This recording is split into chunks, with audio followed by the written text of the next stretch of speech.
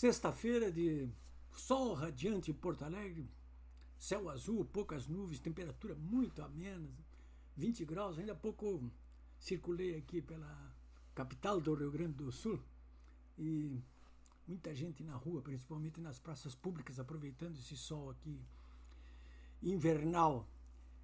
Olha, senhores, faltam o quê? Sábado, domingo, segunda, 3 dias na prática, 4 dias, né? Para o início do julgamento do presidente Bolsonaro aí por parte de 5 ministros do Supremo Tribunal Federal. Eu até não diria julgamento, eu diria a execução, que esse processo todo aí contra o Bolsonaro e os demais réus aí do chamado Núcleo 1, que é a cúpula, a crema de la crema do suposto golpe de Estado, esse processo todo aí me lembra os processos de Moscou, né? Quem quiser saber do que se trata, o que foram esses processos de Moscou, aí vai lá no Google. Ou então, pode dar uma olhadinha no meu blog, polibiobraga.com.br, onde eu trato do julgamento que começa na terça-feira, dia 2, e ali coloco um link ali, saiba o que são os processos de Moscou, né? É o tempo do Stalin. Tudo acertado.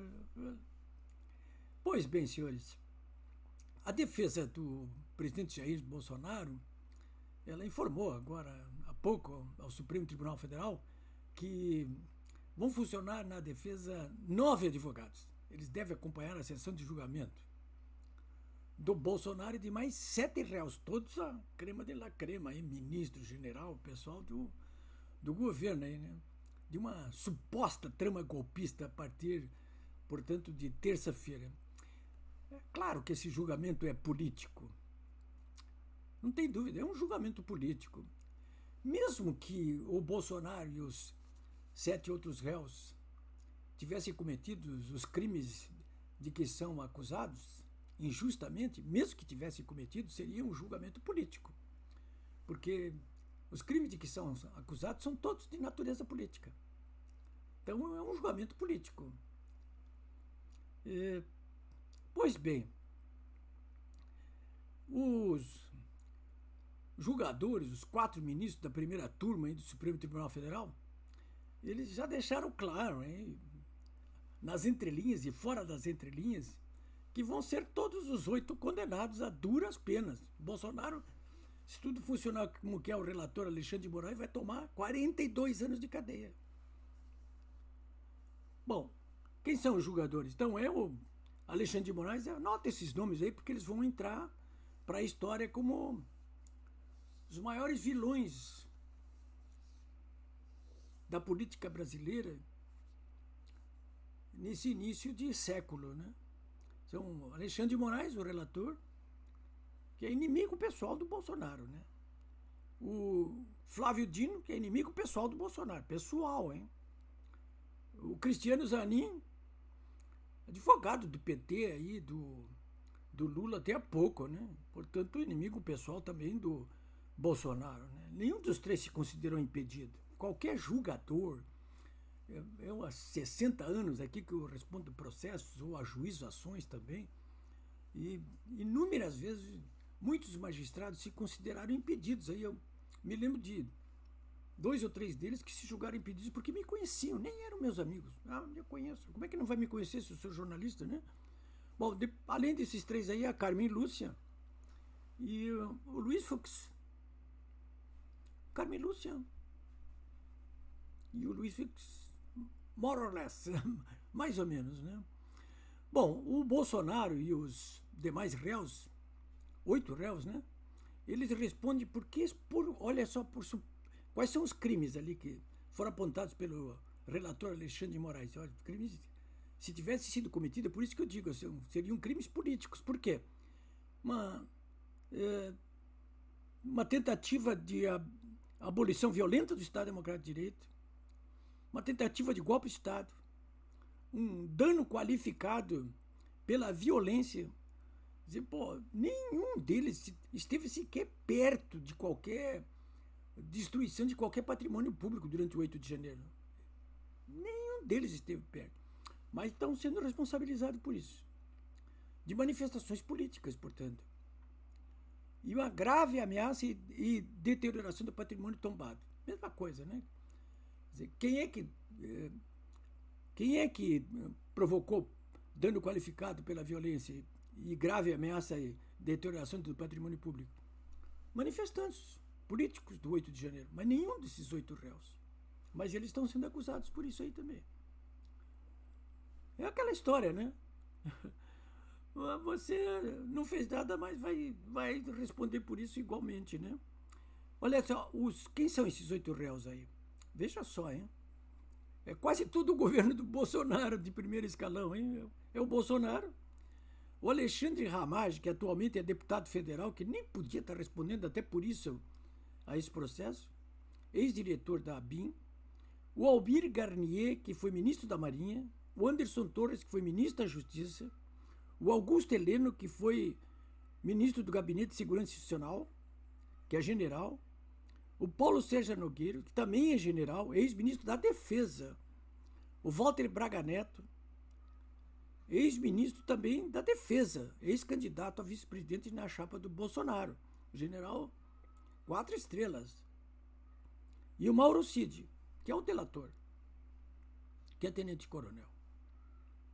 Esses aí, 1, 2, 3, 4, 5, 6, 7, 8 com o Bolsonaro.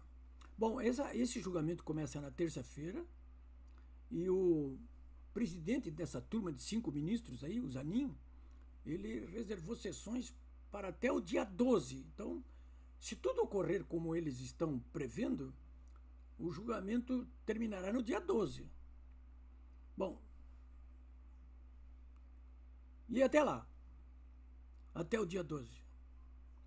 O que pode acontecer aí? O Trump vai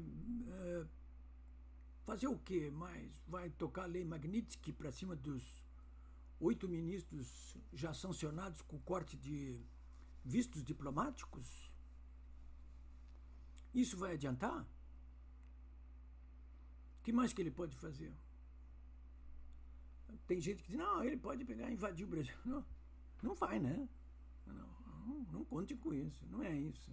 Não pode, não é isso aí.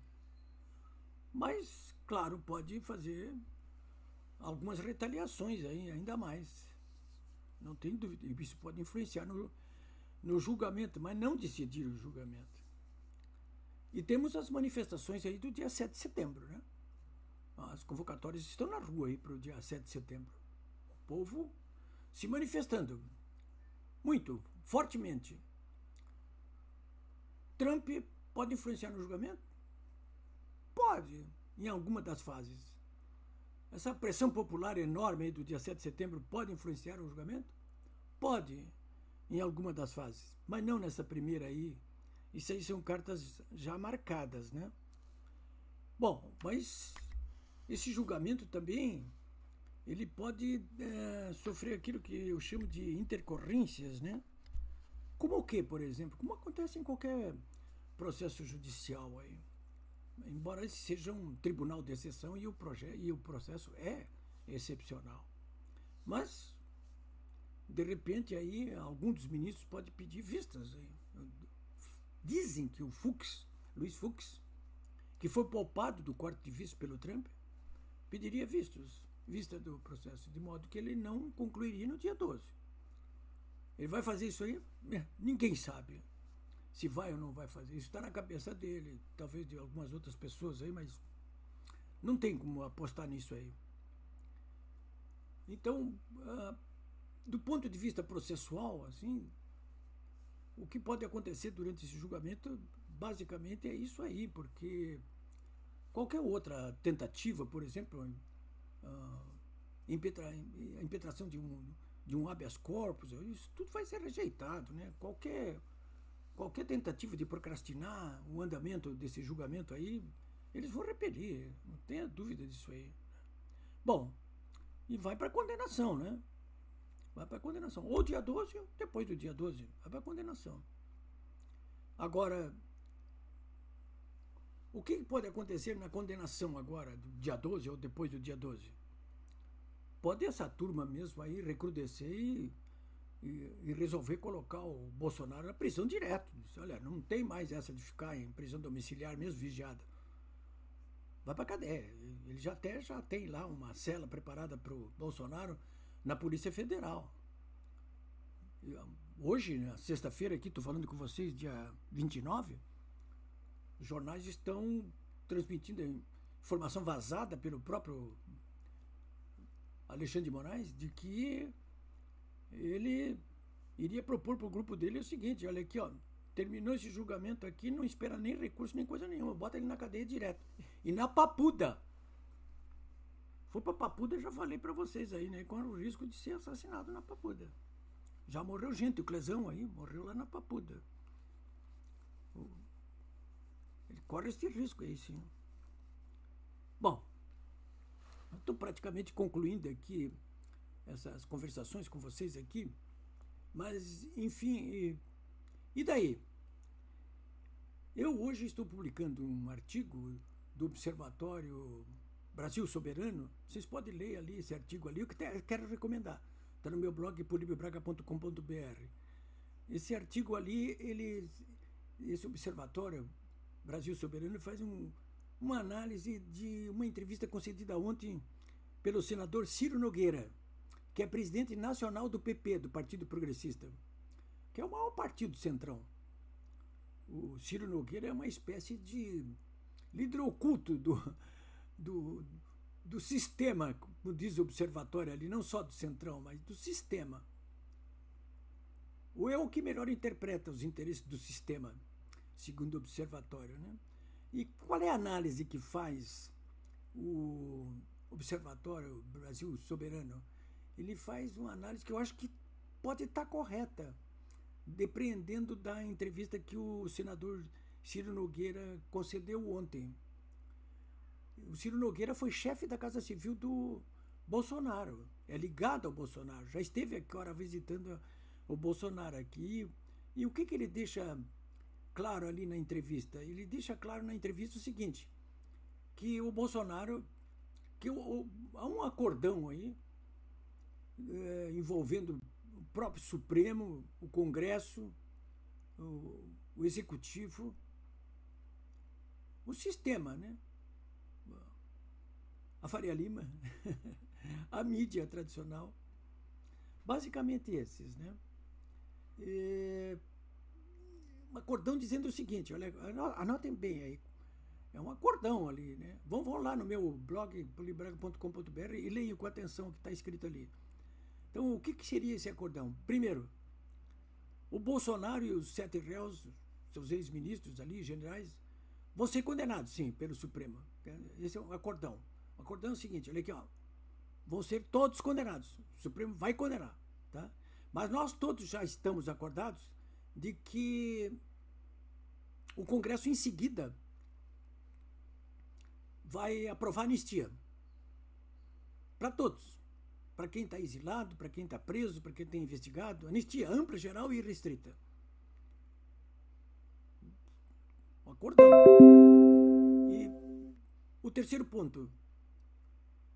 O terceiro ponto é manter a inelegibilidade do Bolsonaro e garantir a candidatura do governador de São Paulo, Tarcísio Gomes de Freitas. Ou seja, o sistema, ele quer os votos do Bolsonaro, mas não quer os votos no Bolsonaro. O sistema prefere Tarcísio Gomes de Freitas. Isso está ali com todas as letras. Quem está dizendo isso praticamente com todas as letras, embora com uma linguagem um pouco mais rebuscada, é o senador Ciro Nogueira, presidente nacional do PP. Uma das cabeças iluminadas do Centrão e do próprio sistema. É isso que eles querem. Esse é o acordão. Agora, é que nem aquela história do Garrincha, né? Não sei se vocês se lembram dessa história do Garrincha, que era jogador da Seleção Mundial. Na véspera da Seleção Brasileira jogar contra os russos, o treinador ali, disse, olha, aqui é o seguinte, pessoal, olha, o Garrincha avança por aqui, cruza o Pelé, entra pelo meio e passa a bola pro Garrincha, o Garrincha faz um gol aí. nos russos. E o Garrincha morria de rir. Ele era um homem muito simples, né? O Garrincha, jogador muito simples, uma pessoa muito simples. E o treinador então perguntou para ele, mas vem cá, por que você está rindo o tempo todo? Aí disse, mas escuta, alguém perguntou para os russos? Eu pergunto para vocês, o Ciro Nogueira perguntou para os russos? A plateia aí, ou seja, o povo brasileiro, os eleitores estão aí só para aplaudir? Não tem voz, nem influência? Esse jogo é um jogo jogado, então? É um time que joga sozinho, sem os russos? As coisas não são bem assim, né? Eu já disse para vocês aí que a política é um processo, né? Bom, é isso aí, senhores. É isso que eu queria comentar hoje para vocês. Pensem nisso. E vão ali dar uma olhadinha no meu blog, polibiobraga.com.br. Tem muita coisa nova. Vale a pena dar uma olhadinha o dia todo, hein? Amanhã, sábado e domingo eu vou estar trabalhando. E vou estar aqui de novo com vocês. É isso aí.